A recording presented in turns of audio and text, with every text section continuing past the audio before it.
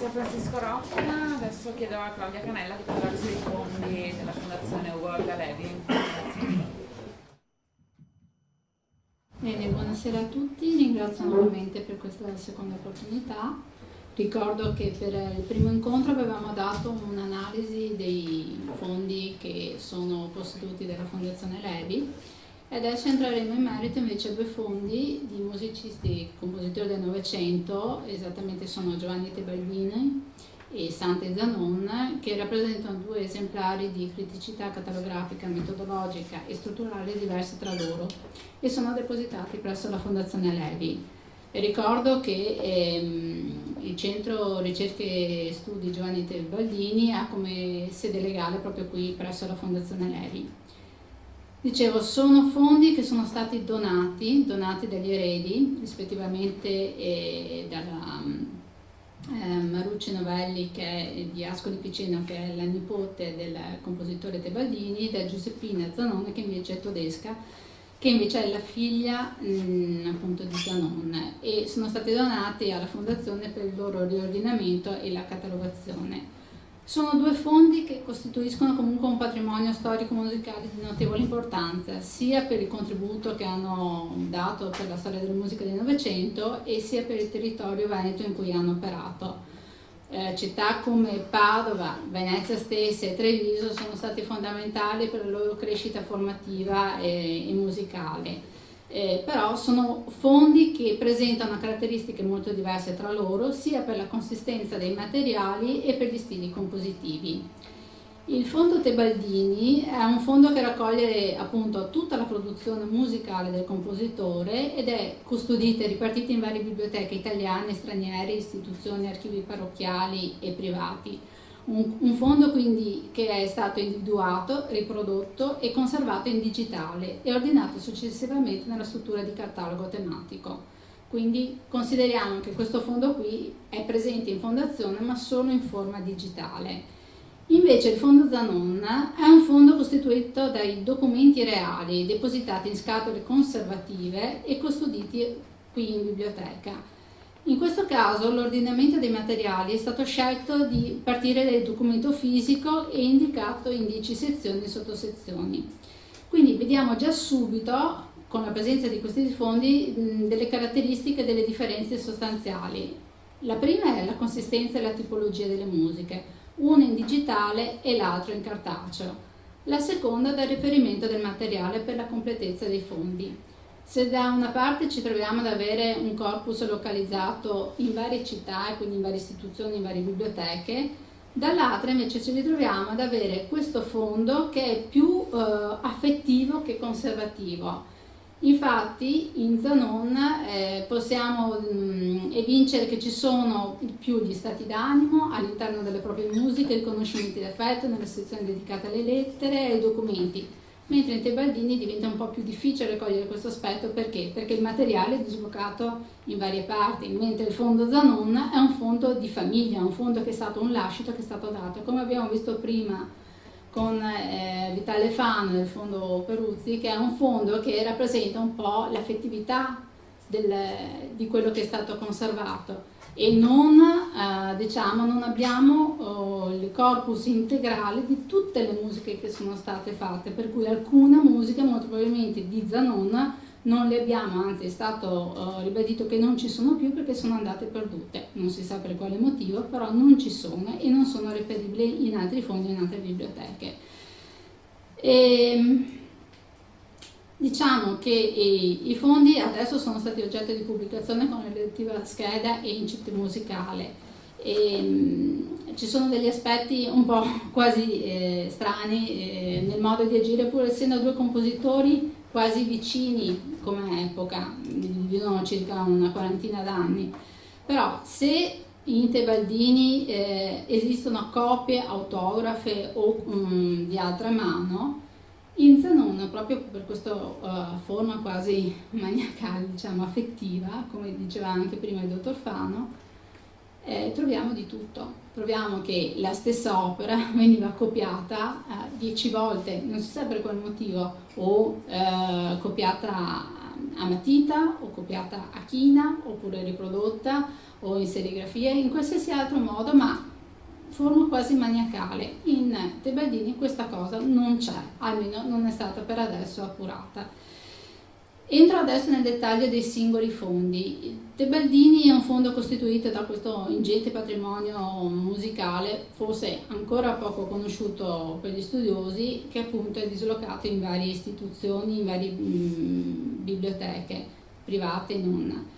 L'analisi dei repertori delle fonti dà un aggiornamento un po' della pratica musicale nel territorio veneto di quel periodo e dà anche un'idea della storia musicale. Infatti Tebaldini è stato uno dei riformatori della musica sacra, perché come si diceva anche questa mattina è stato uno che ha contribuito alla riforma canonica del Cecilianesimo e quindi contribuisce ancora di più a chiarire questo contesto storico e culturale. Un fondo che si presenta in musica sacra, manoscritta a stampa, musica profana, manoscritta a stampa, trascrizioni, riduzioni di altre opere e compositori. Oggi abbiamo sentito i nomi di Legrenzi, Gabrieli, eccetera. Sono tutte musiche che sono state trascritte da Tebaldini. La parte più difficile di questo fondo è proprio stato il reperire il materiale. Perché? Perché lo scopo del catalogo tematico è di dare una mappatura di tutto quello che il musicista ha composto. E cosa è successo? Che inizialmente questo lavoro era stato incaricato per Luigi Gaiato. Luigi Gaiato era il musicista, musicologo che è scomparso prematuramente e che aveva cominciato a dare un primo elenco delle opere di questo compositore. Quando è stato affidato l'incarico qui in Fondazione Levi, abbiamo dovuto prendere in mano il lavoro e cominciare a guardare cosa c'era. Nel cosa c'era abbiamo visto bene, adesso da dove partiamo, perché questo non è tutto il materiale. Sappiamo che la parte musicale principalmente di questo musicista era dato dal fondo di famiglia, quindi degli eredi Novelli Marucci ad Ascoli Piceno, al Conservatorio di Parma dove lui è stato direttore e alle cappelle musicali di Venezia e Padova dove lui è stato direttore. E anche Loreto. Quindi da lì abbiamo cominciato a fare tutta una serie di ipotesi di analisi di dove andare a reperire il materiale, quindi dai repertori ai cataloghi OPAC, e quindi da lì abbiamo già avuto un quadro di dove potessero essere conservate altre musiche. Altre segnalazioni ci sono state date direttamente dall'URFM, dalle vecchie schede URFM di cui si parlava stamattina, molto fondamentali, importanti, perché danno segnalazione di musiche conservate in archivi anche quasi sconosciuti di parrocchie. Interpellate queste parrocchie o comunque queste istituzioni, ci siamo a volte dovuti imbattere a dei muri nel senso che non volevano dare assolutamente indicazioni del loro posseduto. Questo è stato in qualche modo ovviato, nel senso che gerarchicamente siamo andati oltre, nel senso che ci siamo spinti a chi poteva eventualmente dare questo impulso. E faccio solo un esempio di una cosa che mi ha fatto un po' sorridere, di come siamo riusciti a reperire informazioni o comunque materiale di Tebaldini, autografo preciso, in una parrocchia a Vigevano. Finalmente il parroco decide di darci la possibilità di accedere all'archivio musicale, però l'archivio musicale doveva essere presidiato dall'organista, perché senza il consenso dell'organista non potevamo accedere ai documenti, e così abbiamo dovuto fare. Quindi sono un po' caratteristica anomala, ma ci si deve imbattere ancora con questo tipo di mentalità che nonostante tutte le rassicurazioni che abbiamo fatto per dare comunque, guardate che è comunque una segnalazione di un vostro posseduto e quindi dare possibilità ad altre persone di accedere ai vostri documenti, resistenze di ogni genere. Questa cosa l'abbiamo verificata anche con i conservatori. Non sempre i conservatori danno la possibilità di consultare il materiale in loro possesso, e questa è una grossa lacuna e quasi difficoltà, perché non si riesce a capire un patrimonio che è di tutti. Poi quella musica dovrebbe essere un accesso garantito a tutte le persone che hanno intenzione di studiare la musica e di dare la possibilità ad altri di studiare la musica, se no rimane sempre un ambito ristretto per pochi eletti. Quindi dopo aver fatto questa mappatura di tutte le musiche che in qualche modo siamo riusciti a reperire, abbiamo trovato musiche anche a Varsavia, non si sa a Bratislava come siano capitate lì, però sono arrivati degli autografi e non delle copie. Ricordiamo che Tebaldini ha una produzione con caratteristiche anomale. Faccio anche un riferimento che tante cose le abbiamo trovate leggendo su siti web o articoli di giornali che davano segnalazioni di possibile musica che in teoria dovevano appartenere a delle biblioteche, che invece non si sa come si sono trasformate in altre sedi. Questi sono misteri, però l'importante a questo punto è trovare il manoscritto. Allora, dicevo che Tebaldini presenta nel suo archivio musicale una difficoltà, o meglio, nel schedare il materiale lui aveva anche stilato un quaderno autografo in cui dava una segnalazione delle proprie musiche con un numero d'opera. Questo numero d'opera però non corrisponde con le musiche reali, ovvero sia lui aveva questo quaderno, annotava un titolo, il titolo e il numero d'opera o anche la composizione che veniva poi pubblicata con l'editore, però nel manoscritto o nella stampa cambia completamente il numero d'opera. Cambia anche il riferimento nella musica stampa, quindi bisogna dare anche la giusta collocazione a questo tipo di musiche. È un corpus musicale che comprende messe, oratori, mottetti, salmi, inni, brani per organo. Non vi cito, per non dilungarmi troppo, delle comunque sue composizioni che sono state famose, perché una, per dire, che la messa funebre in collaborazione con Marco Enrico Bossi, anche lui fondamentale nella musica del Novecento, che vinse il concorso della Regia Accademia Filarmonica Romana per le annuali esequie di Re Vittorio Emanuele II nel Pantheon di Roma. Faccio presente che appunto questa figura importante per la storia della musica ha dato appunto grandi innovazioni per quanto riguarda la musica sacra, ma non dimentichiamo che anche nel suo picco nella produzione musicale profana lui ha avuto anche dei brani musicati con testi di Fogazzaro, D'Annunzio e Leopardi, quindi testi moderni di autori fondamentali nella letteratura italiana. Fondamentale è anche il fondo che parte dalle trascrizioni e delle riduzioni delle musiche in partitura moderna, appunto dei musicisti di 500 e 600. Perché? Perché Tebaldini era uno studioso di paleografia musicale e gran parte di queste trascrizioni sono state pubblicate da Ricordi e Capra, e anche in una rivista che lui ha fondato, che è la Scuola Veneta di Musica Sacra, che è una rivista che lui fonda nel 1892 e che dirige fino all'ultimo numero del 1895. Anche qui è una rivista, entriamo in un altro campo, in un altro ambito delle riviste musicali, che sono fondamentali. Quante riviste musicali del Novecento ci sono, che nascono proprio anche in ambito veneto. Le sue collaborazioni poi vengono ampliate con i periodici tra Musica Sacra e la Gazzetta Musicale di Milano, e quindi porteranno ancora altri dettami sulla riforma della musica sacra. Poi lui scrive libri di storia della musica e di critica musicale, e quindi è una produzione fondamentale poi per lo studio della musica del Novecento.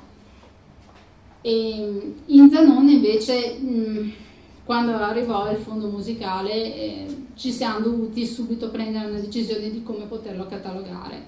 Appunto, dicevo prima che è un fondo che era non ordinato secondo i criteri adottati in queste circostanze, perché era un po' la vita vissuta di questo musicista. Inizialmente questo fondo era stato affidato l'incarico per volontà della famiglia a un laureato, al dottor Luigi Mosena, e poi successivamente il catalogo passò alla Fondazione Levi, e appunto quando arrivò ci trovammo a dover fare una scelta. Questa scelta è stata decisa di mantenere così com'era il fondo, perché era stato dato un criterio di ordinamento che dava l'indicazione di un uomo nei suoi trascorsi qui a Venezia, a Treviso, a Venezia come direttore e maestro di coro nella Fenice, e a Treviso presso il Teatro Comunale di Treviso. Quindi per non stravolgere tutto il fondo abbiamo cercato di mantenere questo tipo di sensibilità che era stata data dalla famiglia e chiesta dalla famiglia. Una produzione musicale di questo fondo di tutto rispetto sia per qualità che per quantità, che spazia da pezzi aforistici per pianoforte, oratori, liriche da camera, quartetti, sinfonia d'opera e messe. Un fondo che comprende anche qui, come in altri casi che abbiamo sentito, recensioni, articoli di giornali, programmi di concerti e incisioni discografiche. La prima notazione su Zanon è quella di ampliare solo per il caso qui di Venezia della parte della musica sacra delle messe. Infatti avevamo deciso che per dare completezza al fondo era il caso di introdurre anche quella parte di messe conservate presso il Conservatorio Benedetto Marcello, perché lui è stato insegnante di musica corale, di direzione di coro e di armonia, e quindi le 12 messe autografe che sono conservate presso il Conservatorio le abbiamo inglobate nel catalogo, ed è l'unico caso in cui abbiamo cercato di prendere altro materiale, perché altrimenti non potrebbe essere stato il fondo musicale di Zanon.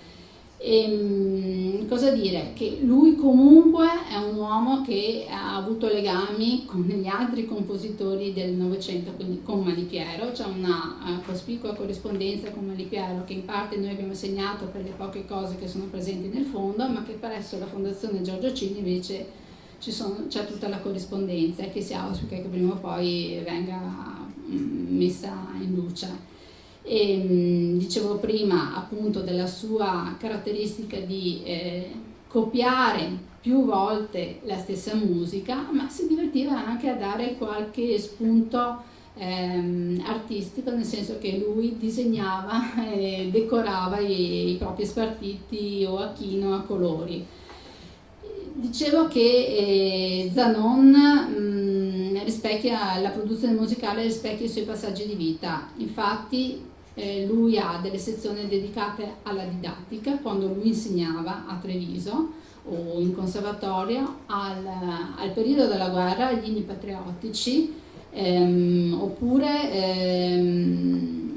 ai legami anche sentimentali con la famiglia. Ci sono parecchie composizioni che sono dedicate alla moglie e alle figlie. Oppure nel caso di Treviso lui ha questi carissimi amici che sono Mazzotti e Canciane, che lo coinvolgono nelle sue scelte creative e lo portano a creare Canti strapaesani, che è una raccolta di canti popolari molto conosciuti. Nella parte appunto epistolare, oltre alla collaborazione cioè la corrispondenza con Malipiero, le note che sono rivolte dai musicisti verso Zanon non sono quelle di Gracis, di Gorini, Sanzonio, della Vivante, dello stesso Indemit, Rota e Casella. Diciamo, la cosa più particolare secondo me, al di là di questi grandi compositori del Novecento che comunque danno giudizi di lode nei confronti di Zanon come maestro e direttore di coro, sono gli stessi però coristi che amano molto il musicista. In teatro La Fenice ancora adesso parlare di Sante Zanon è parlare di un uomo ben voluto e amato da tutti, e questo lo si ritrova anche nelle sue composizioni e nelle note di affetto che ci sono da parte dei suoi coristi, ed è quasi una chicca, perché è difficile che un uomo che comunque ha lavorato così tanto, ha dedicato tanto alla musica e alla formazione dei musicisti, dei coristi, ci siano queste note di benevolenza. Lui è stato anche vincitore di premi a livello compositivo, Canti strapaesani, ha vinto il secondo premio al concorso di Venezia, il quartetto d'archi a Verona, e ha vinto un premio anche con una messa solenne nel 1935 a Venezia. Quindi diciamo che questi due fondi, vicini di arco temporale, però nella loro diversità descrivono stili compositivi appunto diversi, e auspichiamo che possano essere d'aiuto sia agli studiosi e sia per quelli che vorranno rivalutare e valorizzare altre figure, altri musicisti che giacciono ancora nascosti nelle nostre biblioteche, nei nostri archivi. Credo che nel mondo musicale bisogna pensare che non sia solo il concerto a far rendere viva la musica, ma dobbiamo riflettere che attraverso la catalogazione, la ricerca, la pubblicazione, l'interpretazione e la diffusione degli archivi non classificati, delle opere, degli autori non studiati, tutto concorre poi alla fine per il patrimonio della cultura. che speriamo non venga in qualche modo dimenticata e malvalorizzata. Con questo concludo.